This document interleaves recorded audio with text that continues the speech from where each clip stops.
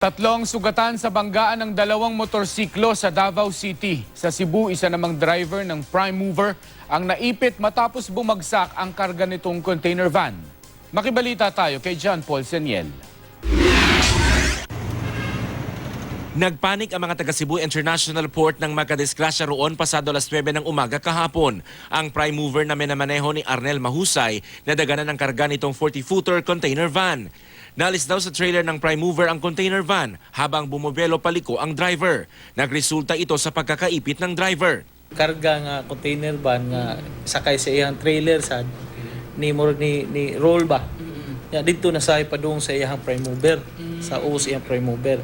So moto nga napiit. Pahirapan ang pagtanggal sa pagkakaipit ng katawan ni Mahusay. Dinala ang biktima sa Cebu City Medical Center.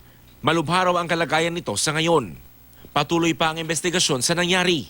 Atong tanaw murag walay twist lock.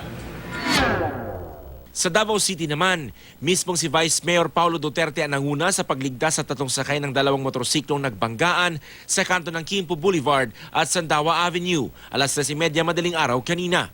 Sugatan ng dalawang sakay ng isang motorsiklo na sina Jay Condonar at driver nitong Sir Erwin Rubia. Sugatan din ang rider ng isa pang motorsiklo na si June Petras. Agad namang rumesponde agad ang mga medical technician ng Central 911. Ang kaning isa si June Petras, 50 years old, gikan sa Bangkiroan ni siya, padulong og Ecoland.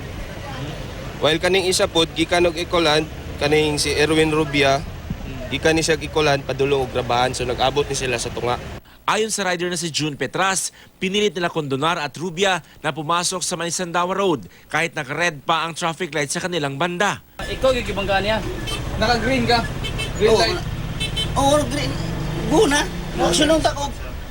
Kuan sus, damay yung kalit. Di naman ako ma-atras ko. Ano pangalan mo? Nakainom may isa ganina ra sir. Kanina, nakainom mo. Nagato da may kuan sir. Huwag mo kita nga niliko na tong motor?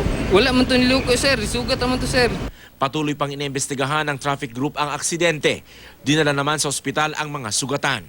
Allegedly si Erwin Rubia nakainom, so ato pa ni siyang pa-conduct o liquor test to confirm kung nakainom maging siya. John Paul Seniel, Nagbabalita, Pilipinas.